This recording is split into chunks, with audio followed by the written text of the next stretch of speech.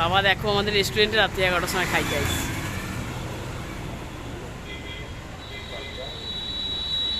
চো ভাই, পুরো সুনসাং রাস্তা। 11:30 বেজে গেছে, আমাদের 10:30। চলো আজ আমাদের খাওয়া দাওয়া হবে। চল তুই তোল।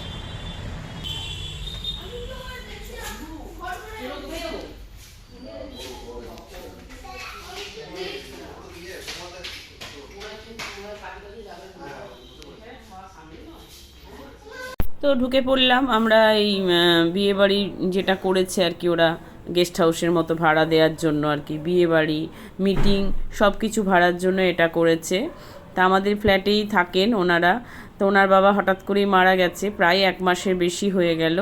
তা ওনার বাড়ি হচ্ছে বিহারেই কাজকর্ম করেছে। তা আমাদের ফ্ল্যাটে যেহেতু এখানে মারা গেছিলো, তাই জন্য এখানেই একটু খাওয়া দাওয়া বা একটু পুজো দেওয়ার ব্যবস্থা করেছিল। তা অনেকটা দিন হয়ে গেছে, তা ওনাদের ঠিকমতো সময় হচ্ছিল না, পুরোহিত পাচ্ছিল না, তাই আজকে একটু বাড়িতে পুজো দিয়েছে নারায়ণের।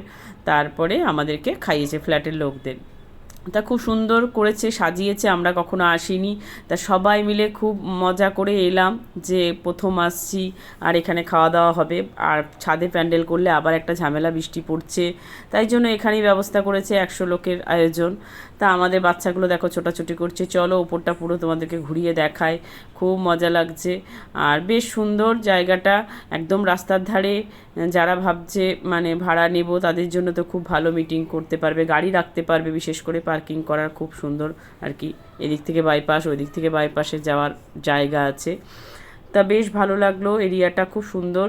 আর ওই দিকটা পুরো অনেকটা ফাঁকা আছে, যদি বিয়ে বাড়ি কেউ ভাড়া নেয় হয়তো বিয়ে দেওয়ার জন্য। আর ভেতরটা খুব যে অনেক বড় তা না, কিন্তু ছোটোর মধ্যে বেশ সুন্দর সাজানো গোছানো। চলো ওপরটায় যাই, খাওয়ার ব্যবস্থা করেছে। তা ওখানে তো ভয়েস দেওয়া যায় না, আমি জাস্ট ক্যামেরা করে একটু তুলে নিয়ে এসেছি, পরেই ভয়েস দিচ্ছি। আর এই যে সব আমাদের ফ্ল্যাটের লোক, আর এই সামনে পিসি বসে আছে, নিয়ে হচ্ছে আমাদের সামনের ফ্ল্যাটে খাওয়া দাওয়া করছেন। তো ওনার সাথে একটু কথা বলছিলাম যে এত দেরি হলো কেন, আমাদের প্রায় 11:15 বেজে গেছে ঢুকতে ঢুকতে। তাই দেখো সবাই খুব মজা করছে, সবাই একসাথে অনেক দিন পর এসেছি আমরা খেতে। এখানে একজন মিসিং, রেনুদি নেই, খুব ফাঁকা ফাঁকা লাগছে। তো উনি শ্বশুরবাড়ি গেছেন। যাই হোক, উনি এই ভিডিওটা দেখেই অনুভব করবেন আমাদের আনন্দটুকু। তাই যে প্রিয়াঙ্কারা নিয়ে এসেছে, খাবার দিয়ে দিয়েছে অলরেডি, নান পুরি করেছিল, চার ছোলার ডাল। খাওয়া দাওয়াগুলো ভীষণ সুন্দর, সব খেয়েছি। দেখতে থাকো কী কী দিয়েছে। আর এই যে স্যালাড আসছে সাথে। আমি তো গরম বলে অনেক কটাই নানপুরি খেয়ে নিয়েছি অলরেডি। বেশ ভালো লেগেছিলো নানপুরিটা। রান্নাবান্নাগুলো খুব একটা খারাপ হয়নি, ভালোই হয়েছে। আর এইদিকে এরা বসেছে আর সারাক্ষণ হাসিয়ে যাচ্ছে আমাদেরকে। ছোলার ডালটা বেশ ভালো হয়েছিল খেতে। আর এই বাচ্চা দুটো যা করছে, কিছু তো খাচ্ছে না, সব একটু একটু করে মুখে দিয়ে দেখছে যে কোনটা কি টেস্ট। তা অলরেডি পড়ে গেছে, চলো শুরু করে দিয়ে যাক। সামনের জন তো শুরু করে দিয়েছে, আর থাকতে পারছে না খাওয়া দাওয়া দেখে। আর এরা তো খেয়ে নিয়েছে, এবারে আমাদের জন্য বসে আছে এরাও আমাদের ফ্ল্যাটের। আর ওইদিকে কিংশুকবাবুরা বসেছে। আর আমার পাতে দেখো ফ্রাইড রাইস, পনির করেছিল, তারপরে তোমার আলুর দম করেছিল। সব তো খাওয়াগুলো দেখানো হয়নি, তা গল্প করতে করতেই ব্যস্ত আর কি। আমের চাটনি, 4 রকম মিষ্টি, দই, হ্যাঁ পাঁপড় ভাজা, অনেক কিছুই করেছিল। খুব ভালো মানে রান্নাবান্নাগুলো হয়েছিল। খাওয়া দাওয়াও বেশ ভালোই হয়েছিল। এই দেখো আমার পাতে কত কী পড়ে আছে, সব খেয়েছি ইটু করে। আর মিষ্টিগুলো সব খেয়েছি, শুধু অমৃতিটাই খেতে পারিনি লাস্ট পর্যন্ত। সেটা নিয়ে এরা হাসাহাসি করছে, আমাকে বলছে একটা গ্লাস নিয়ে ভরে নিয়ে যাওয়ার জন্য। আমি একটাও ছাড়বো না, সব মিষ্টি খাবো।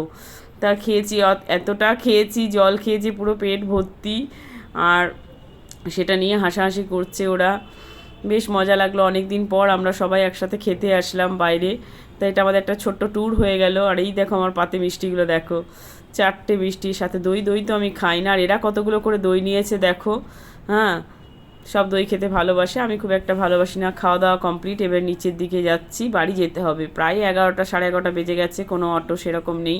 আছে হয়তো, দাঁড়ালে হয়তো পাবো। আর খুব বেশি দূর না, একদম কাছে আমাদের বাড়ি থেকে 5 মিনিট হয়তো লাগবে হেঁটে। তাই হেঁটে যাব বলে সব হাসাহাসি করছি। আর পাশে যে দেখো ওই ক্যাফেটা রয়েছে, এটার মধ্যে এরা বলছে রোজই নাকি অঙ্কুশ আর ওয়েন্দিলা আসে। তাই আমরা বললাম চলো তাহলে, খাওয়া দাওয়া তো হলো, এবারে ক্যাফেটাতে একটু চা খেয়ে নিই। তা প্রায় খোলা আছে, যেহেতু বাইপাস অনেক রাত পর্যন্ত খোলা থাকে, মানুষ তো যায়। তাই এরা গল্প করছিল। আমার তো আসা হয়নি, প্রথম এলাম মুকেশ ভাইয়ার এই মানে আর কি বলবো, রেস্টুরেন্ট বলা যাবে না, বিয়েবাড়ি কাম মিটিংয়ের যে গেস্ট হাউসটা ভাড়া নিয়েছে। খুব সুন্দর, খুব ভালো সাজিয়েছে, খুব ভালো লাগলো। ওই যে ভাইয়া আসছে, দাঁড়িয়ে আছে দেখতে পাচ্ছ, ওনারই বাবা মারা গেছিলো। আর এইটা যা করছে আমাদের সুস্মিতা, পাগল করে দিয়েছে হাসাতে হাসাতে। তো এই ক্যাফেটার কথা বলছিল। চলো, এরা তো গাড়িতে যাবে গৌতমদা বাবুকে নিয়ে, আর আমরা সবাই হেঁটে যাব। আর ছুটকি অতটা হাঁটতে পারবে না। তো দেখো বাড়ির সামনে চলে এসেছি। তাই এটাই ছিল আজকের ভিডিও। তো কেমন লাগলো অবশ্যই জানিও। ছোট্ট একটা ট্যুর হয়ে গেল আমাদের, অনেক দিন পর নিমন্ত্রণ পেয়ে খুব খুশি। তো চলো, tata, bye bye, good night. সবাই খুব ভালো থেকো, সুস্থ থেকো। আবার দেখা হচ্ছে কোনো একটা নতুন ভিডিওতে। এতক্ষণ আমার সাথে থাকার জন্য অনেক অনেক ধন্যবাদ। সবাই খুব ভালো থেকো, আর আমাকে একটু সাহায্য করো এগিয়ে যাওয়ার জন্য। চলো, টাটা।